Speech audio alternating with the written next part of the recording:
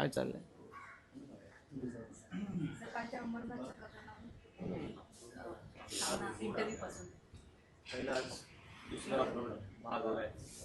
भारतीय जनता पक्ष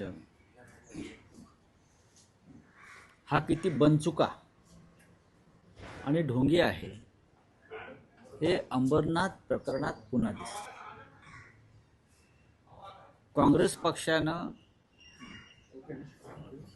त्यांचे 12 नगरसेवक निलंबित केले भारतीय जनता पक्षाबरोबर आघाडी केल्याबद्दल, आणि भारतीय जनता पक्षानंही कारवाई केली काँग्रेस किंवा MIMशी युती केल्याबद्दल. पण काँग्रेसनं उमेदवारांना, त्यांच्या नगरसेवकांना निलंबित करताच रवींद्र चव्हाण भाजपचे प्रांताध्यक्ष आहे, त्यांनी त्याच काँग्रेसच्या नगरसेवकांवर ससाण्यासारखी झडप घातली. जे राज ठाकरे म्हणाले ना तेच झडप घातली. काँग्रेस विचाराचे लोक आहेत ते. काँग्रेसने त्यांना पक्षातून काढलंय आज काल, आणि तुम्ही त्याच काँग्रेसला आपल्याबरोबर घेऊन अंबरनाथमध्ये सत्ता स्थापन करता का? तर शिंदेच्या लोकांना, शिंदे गटाच्या लोकांना सत्तेपासून दूर ठेवण्यासाठी. हा तुमचा अंतर्गत प्रश्न आहे, या तुमच्या अंतर्गत लाथाळ्या आहेत. पण तुम्ही काँग्रेस बरोबर एक प्रकारची युती आणि आघाडी केलेलीच आहे. MIMचे लोक सुद्धा बरोबर घेऊन अकोटला सत्ता स्थापन करतायत, त्यांना त्यांच्यावर कारवाई होते MIMच्या लोकांवर, आणि त्यांना बरोबर घेऊन MIMला सुद्धा अकोटला बरोबर घेऊन ते सत्ता स्थापन करतायत. मी म्हटलं ना, हे एक नंबरचे बनचुके आणि ढोंगी लोक आहेत. महाराष्ट्रामध्ये त्यांनी वैचारिक विष पेरण्याचा प्रयत्न केला, राज्य गढूळ केलं. लोकांसांगे ब्रह्मज्ञान, स्वतः कोरडे पाषाण, हे जे संतांनी म्हटलं आहे ते भारतीय जनता पक्षाच्या बाबतीत तंतोतंत लागू पडत आहे. जे वारंवार आम्ही म्हणतोय की काँग्रेस नसेल तर भाजपा नाही, शिवसेना नसेल तर भाजपा नाही. पूर्वी नेते किंवा कार्यकर्ते घडवले जात होते, आता ते पळवले जातात आणि आपले पक्ष उभे केले जातात. स्वतःच्या पक्षामध्ये नेतृत्व घडवण्याची किंवा कार्यकर्ता घडवण्याची अजिबात क्षमता नसल्यामुळे आणि स्वबळावर सत्ता स्थापन करण्याची ताकद नसल्यामुळे अशा प्रकारे चोऱ्या माऱ्या, लांड्या लबाडा, कोणताही वैचारिक विधिनिषेध न ठेवता लोकांना पक्षात सामील करून घ्यायचं. खरं म्हणजे रवींद्र चव्हाण यांच्या ठाणे जिल्ह्यामध्ये घडलं आहे.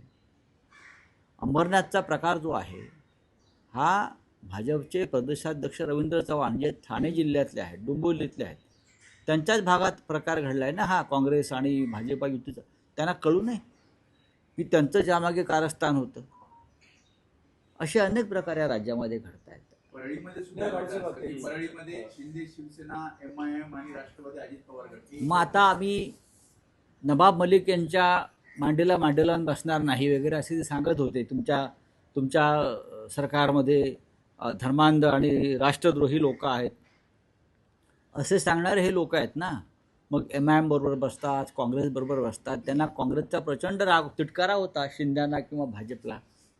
मग आता तुम्ही काँग्रेस बरोबरही बसताय मांडीला मांडी लावून, आणि MIMच्या लोकांनाही मांडीवर घेऊन बसताय. त्याच्यावरती उत्तर द्या ना. तुम्हाला आमचा त्रास यासाठी झाला की आमच्या सरकारमध्ये नवाब मलिक आहे, आम्ही हिंदुत्व सोडलं, आम्ही अमुक केलं, आम्ही काँग्रेसबरोबर बसणार नाही.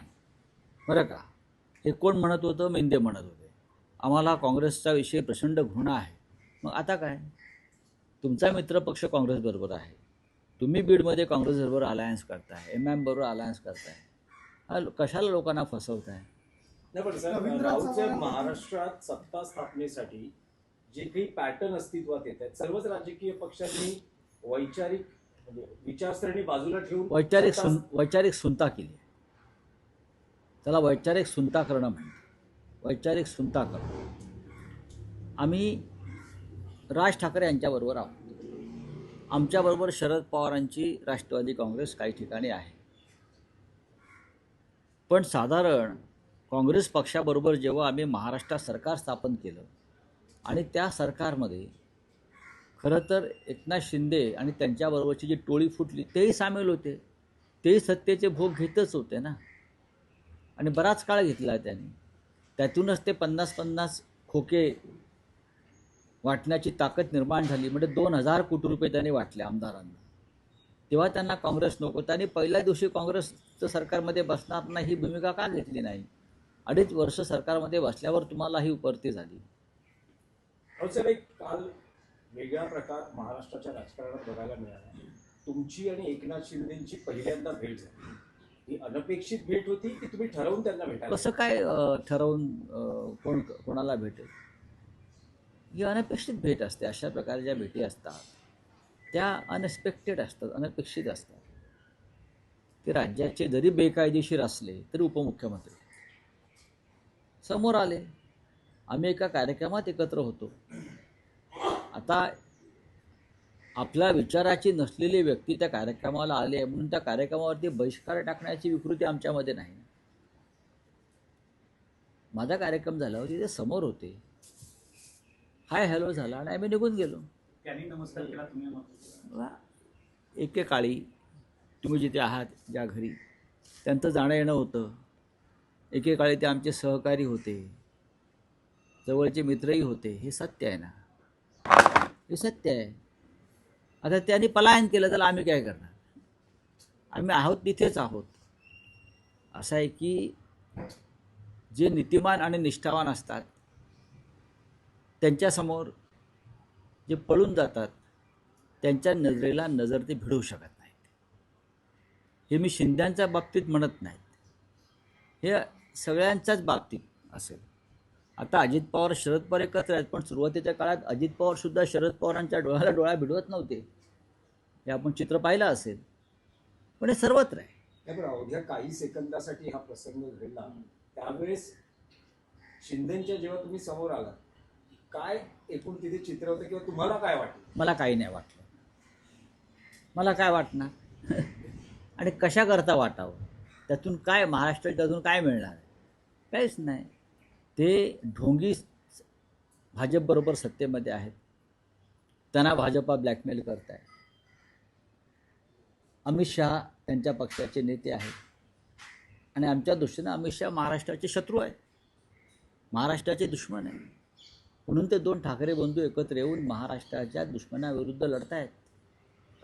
भाजपमधल्या बंडखोरांची हकालपट्टी किंवा त्यांच्यावर निलंबनाची कारवाई झाली, पण ठाकरेंचे अजून अनेक बंडखोर अपक्ष रिंगणात आहेत. दोन्ही कारवाईबद्दल दोन्ही बाजूनी काही ठिकाणी अपक्ष किंवा बंडखोर रिंगणात दोन्ही बाजूने, असं नाही, दोन्ही बाजूने आम्ही दोन्ही बाजूने आहे. त्याच्यावरती आता काल आम्ही रात्री चर्चा केलेली आहे. बघू आता.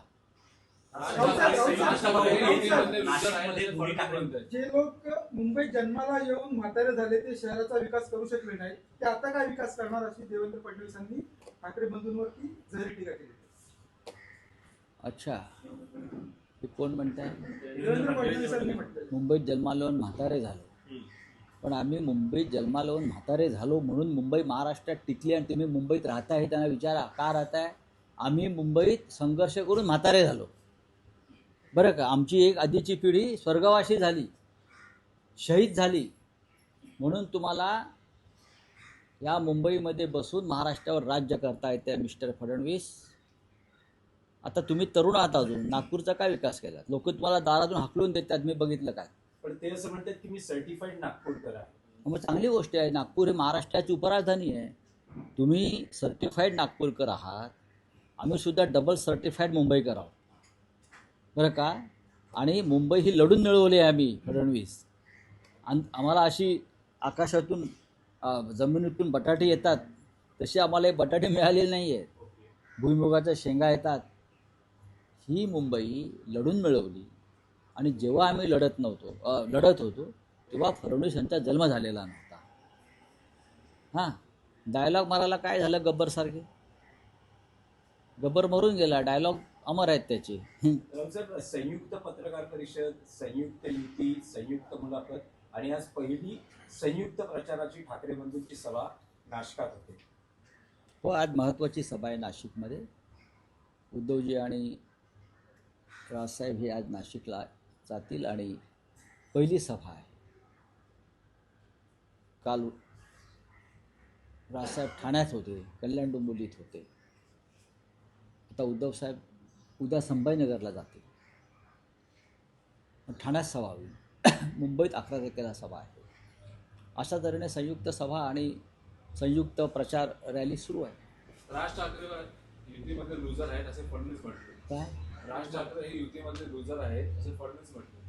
आता पाहू ना कोण लुजर आहे आणि कोण विनर आहे ते तुम्ही कशाला सांगायला पाहिजे.